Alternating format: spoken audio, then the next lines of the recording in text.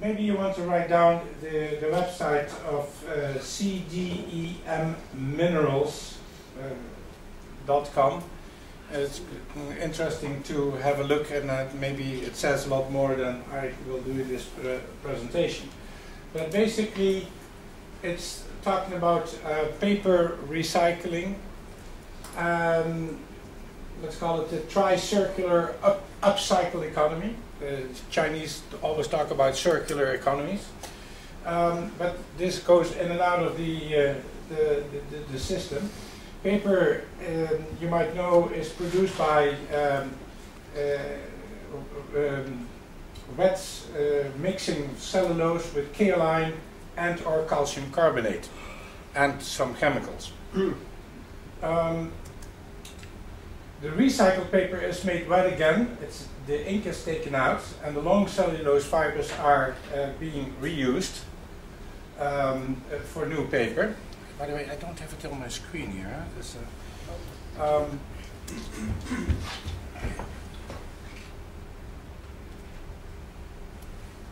Otherwise I get a stiff neck and I need to drink a little bit more later. So, so the short fibers and the mineral fillers are not reusable for the paper. The resulting slurry is either deposited, landfill, burned for energy, non-reactive ash remains. Sorry to be a little blunt about this one.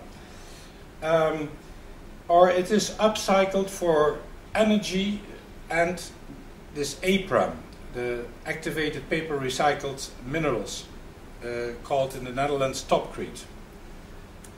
So the case story basically is that in the Netherlands they started giving a hard time on depositing.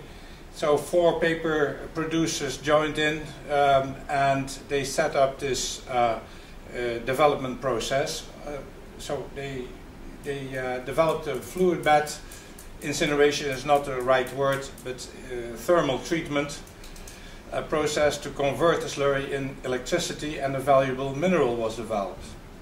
So the patents in '94, full-scale production in 2002 near Arnhem, and in 2011 the process was sold to Voith of Germany, who wants to supply an integrated paper mill, which would include also the cogeneration of electricity. Now, what are the functions? The APRAM contains a metakaolin. I'm happy to have the word already a couple of times this morning. Free lime and calcium carbonate. And it can function as, and I didn't realize that this could be very interesting basically, but it's a fantastic sorbent for mercury in flue gases. It's being used right now for soil stabilization and immobilization of possible dangerous materials.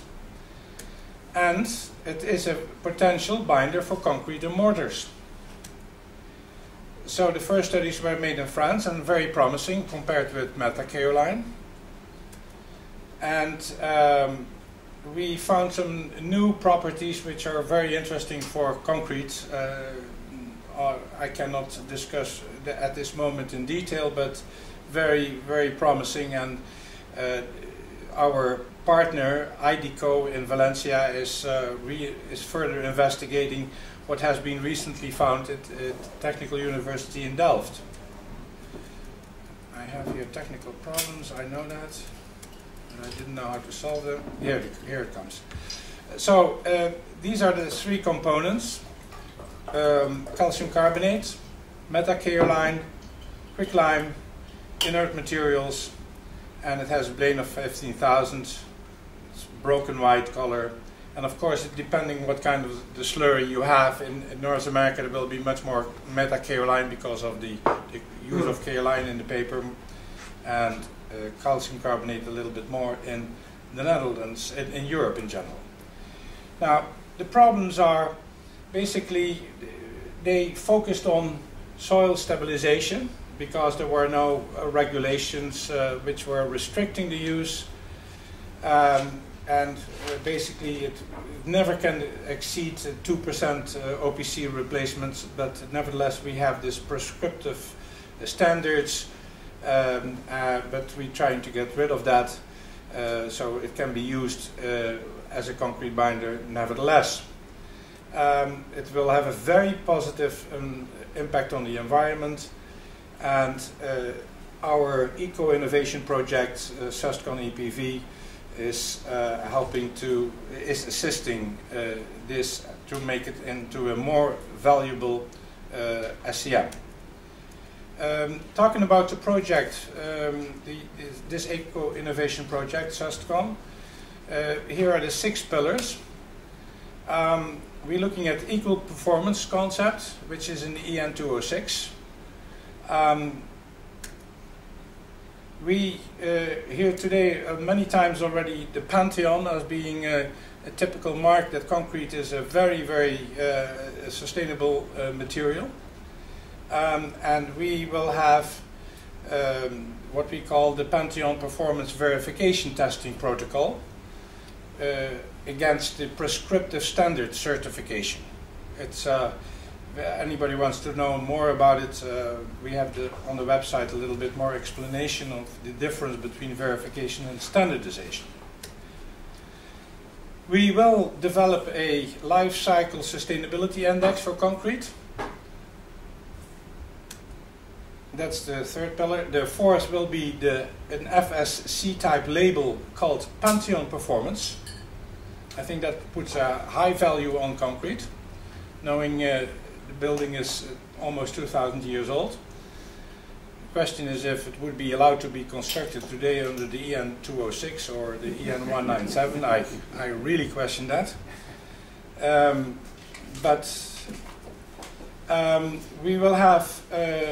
We will address the insurance coverage for innovative introductions of materials. So, and we will have a science, technology, and ethical board of advisors and supervisors. Basically, it's a board of cardinals without the Pope, and they will say, "Yes, my son, go and multiply the success," or "Go and confess your mistakes." So, repeating the success from the Netherlands, the sustainability drivers of the APRAM will be paper mills looking for recycled mineral-free cellulose slurry plus electricity. The concrete industry will be looking for sustainable binders, and so CO2 and resource reduction. Special mortars, and this provides an affordable type of binder. And admixture companies has mineral admixture additives in line with technical sales approach. So I think we should be looking at these kind of products not as a SCM almost, but as a mineral admixture. This might give a little bit more value to a lot of these materials, not just this one. So right now there are several projects under study, and yesterday I got a phone call from the people from CDAM that they are investigating now very seriously a project in the UK. So I'd like to discuss with anybody who is interested in for 25 to 30,000 tons to be produced hopefully very soon in the UK of this material. Now the other interesting point is that this type of production will have a global positive effect on what we call not the rice husk ash, because like I said, the word ash should be basically banned. If you're talking about a very well controlled, very well processed material, we could call this reactive rice husk silica.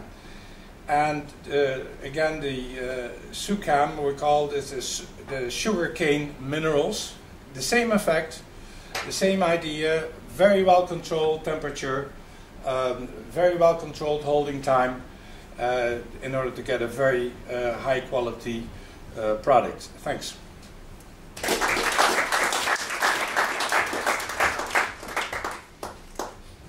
Thank you very much indeed, Boudewijn, for a whirlwind tour of activated paper minerals. Are there any questions from the floor? I have a very quick question. Did you were you involved in the original research into the production of these activated? No, I just got involved in the last year and a half to make the next step, putting it on the market. Right. Do you know if there are specific technical problems with production of these materials? Not with the production. The production is very well understood. The problem might be in the intake of the recycled materials, but if you have particular locations, you will always have the same type of paper, old paper, the recycled paper coming in. So unfortunately in the Netherlands we have a little bit fluctuation, because some papers will have more kaolin and the other one will have more calcium carbonate. But in general, for the new project, we just did a big test run for a German plant, and we had a very, very stable production of the material. Right. And the use of the material as a soil stabilization and immobilization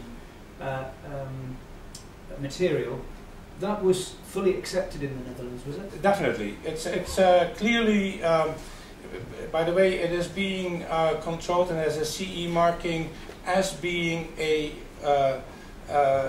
burnt lime replacement. As you might know that they put lime in the soil to get to stabilize the soil. So it's a pure replacement of burnt lime. Right, and also its use as a sorbent for mercury. Has that actually been used on an industrial scale? It is being used on an industrial scale. I'm not involved with this, but it is. When they did the trials with in the first, there was a fluid bed called Piscaer built in Twente, the university, and then they were measuring the flue gases and they couldn't find anything. So they were checking the equipment if it was malfunctioning, but it was really completely cleaning the flue gases. I know that in the States they are doing something, but I have the feeling, and I may be wrong, and that this has not been really exploited. So this could be also very interesting to look at. Anybody in the audience who could join in, and maybe Knauf, maybe other people, to see what, or STEAC, we should have some joint investigation, but because it might be very valuable indeed, more even than OPC replacement.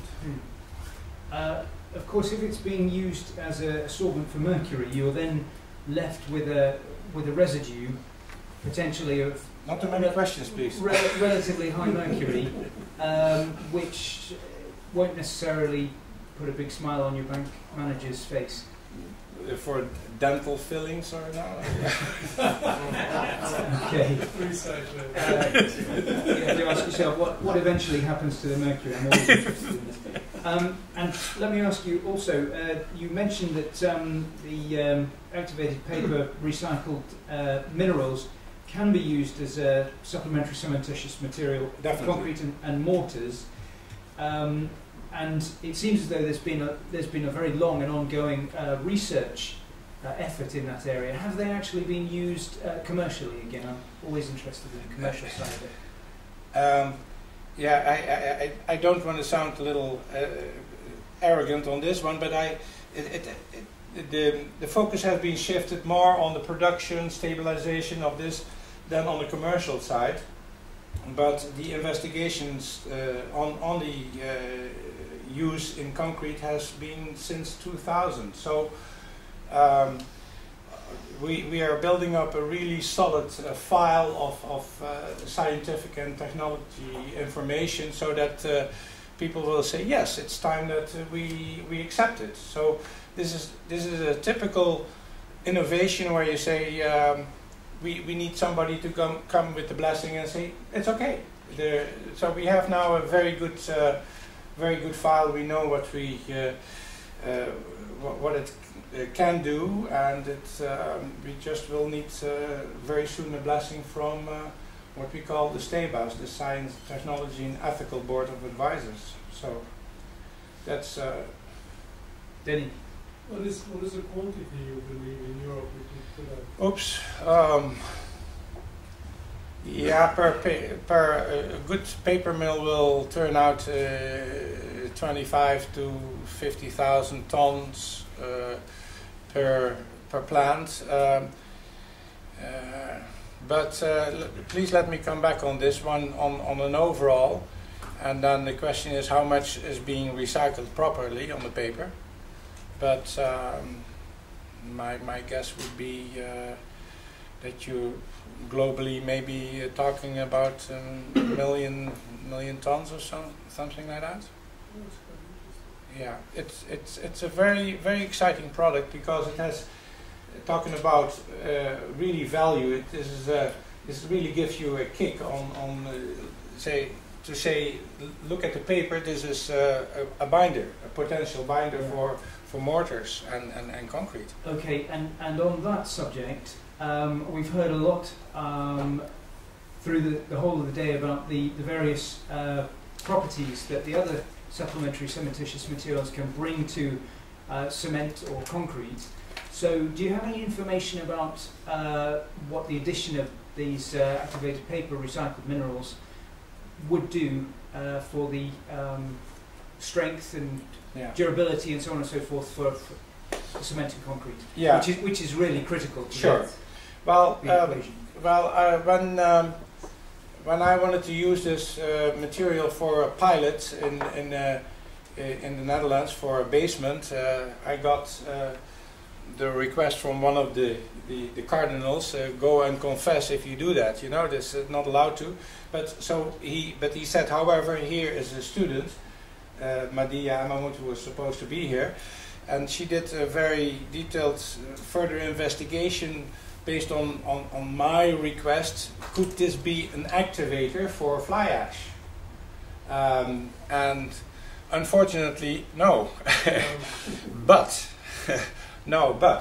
we found other properties like a shrinkage reducer. So that became very exciting again. She didn't have the time to investigate the use with blast furnace slag. But I feel that the future is indeed, and that's what Robert Lewis was also saying, from if we start working together a little bit more on this, and we have all our little silos of all our little products and our own opinions, if we are able to mix these a little bit better, I think we can indeed do a lot more on, but there are so many more other products in the pipeline. Right, can I just bring in Martin Poppen here? I hope he's not asleep. Are you there, Martin? Yeah. Right. Martin, sorry to put you on the spot here, Martin, but Martin is involved in, or is one of the co-founders of Senin Limited, and it's a company that produces essentially cementitious binders from a variety of alternative materials. And you've done a lot of research on using a wide variety of binders together, haven't you? Yeah, that's correct. Yeah, we have. And, we've done some research in this area as well, and obviously have some understanding how we're approaching a slightly different direction to what we talk about. But I agree with the general consensus today that there doesn't seem to be the joint of thinking, which is made by the speaker, and a lot of what we do is the joint of thinking. And I think there's a massive ground to be gained by everybody working and pulling together around the silos. So definitely, relatively speaking, a lot of our core technology is that and getting the chemistry to work properly and correctly. So, for example, we've been talking about blended cements, and we've been talking about tri-blends and quad blends.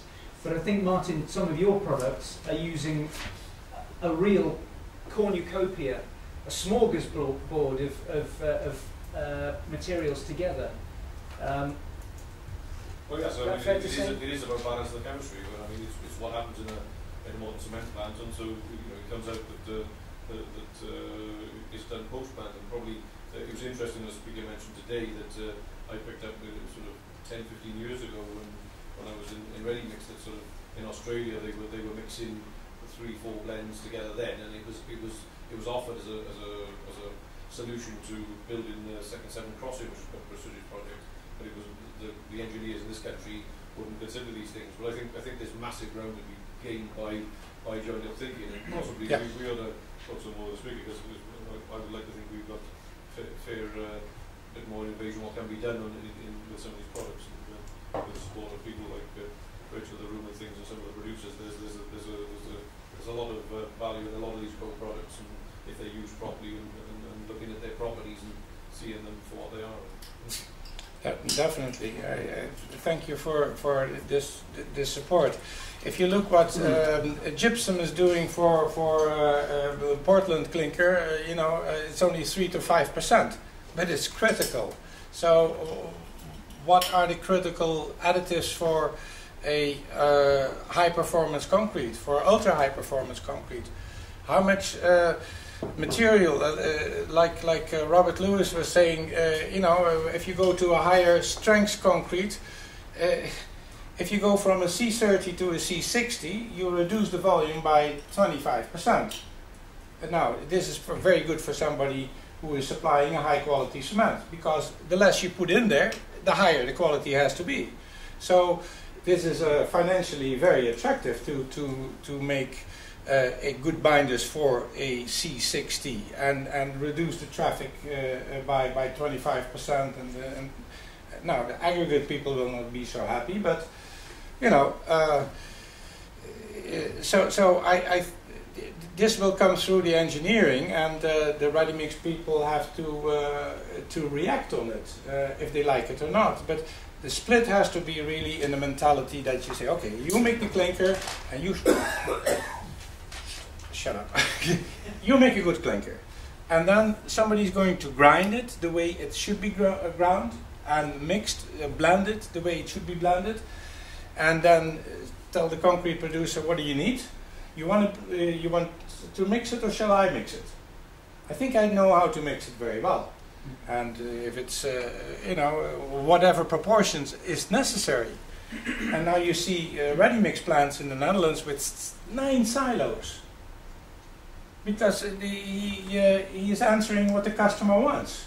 Well, that's new in the industry, to do something the customer wants. I'm going to put Mike Sumner and his colleague from WR Grace on the spot again here as well, because one thing that we haven't really touched upon today, and which I think is potentially of some value, is the use of additives into cement and concrete that can make up for some of the weaknesses, if you like, for some of these supplementary cementitious materials. And Mike, would you agree that that's it's been worthwhile for you coming here today, because I think you probably do have a role in allowing some of these mixes to work. We should have come to you sooner with a small presentation. I think you should have done, yeah. But no, I mean, probably the bulk of our business is based on quality improvement in the cement in general terms, which at least is part of facilitating the use of higher levels or lower levels of clinker and higher levels of SCMs. I mean, it's the main value driver in our business model. And to some extent directly the concrete side as well. But Frank and myself are focusing mainly with the cement producers. And it is one of the main drivers of our business. Right. Okay, so one of the points, this consensus here, is the interesting point of this mixture, but the industry is going to fall foul. It's already happening.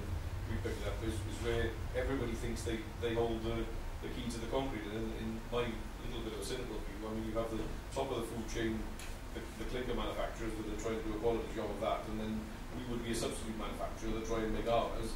And so we're trying to change the rules from what they do. Then the concrete producer there's still a lot of macho image of if you can buy a lot of it for a little money, it must be good to add. So then they take two products that would match to start, then they put a third product, then sometimes you've got the contractor on site who plays games with it again.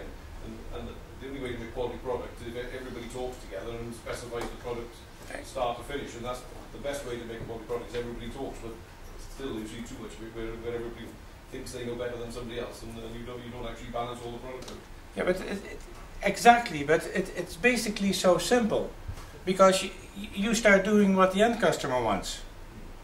And he does not know that all the time, but if you offer something which he really would need, that's fantastic. Now, this might be one case a C200, this thing, and the other time it might be a C10, this thick, you know, you name it. But give him what he wants, give him what he needs.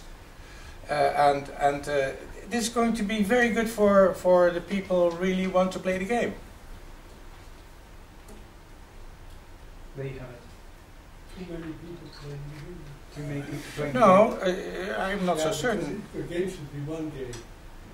And Too many people playing too many games. yeah. I think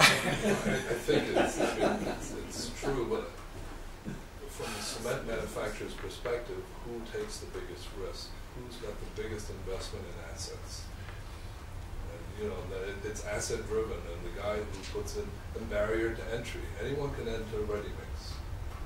So where is the value chain? Traditionally, it's the cement manufacturer, the clinker manufacturer who makes the money, because the way the game is played is the guy who takes the biggest risk and makes the biggest investment. And that's a hard thing to change in any industry, in spite of all the logic and you know, saying what the customer wants. So it's an interesting discussion, but it's not an easy one. And it would, from my point of view, it would suggest that actually we are approaching at some point a major paradigm shift in the cement industry, in the cementitious materials industry, in the business building materials industry, where actually you've built cement plants for 100, 200, 300 million, even $1 billion. The St. Genevieve plant, $1 billion in St. Louis, Missouri, and they are investing vast amounts of capital.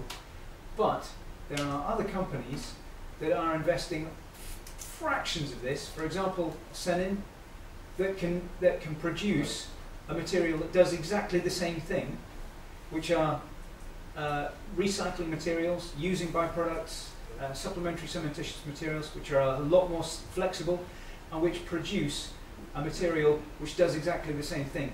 And there's so much pressure building up on the dam that I think that at some point there will be a paradigm shift, and people will just have to say that was the old business model. Even though we spent $1 billion on that plant, or $200 million, that business model is over. Probably won't happen 10, 20, 30, 40 years. But people are going to say to themselves, why on earth did we spend $1 billion on building a cement plant? Why didn't we just build some silo plants and mix everything together and do it for $10 million? Doesn't make sense to me, I tell you. I think you're right, but if you look at the growth, you don't. The cement producer in Denmark told me the figures. He said, if we want to keep the CO2 level in this business the same, looking at the growth, we have to reduce it by 60% per cubic meter of concrete produced. So you. It sounds a little funny, but if we want things to stay the same, things have to change.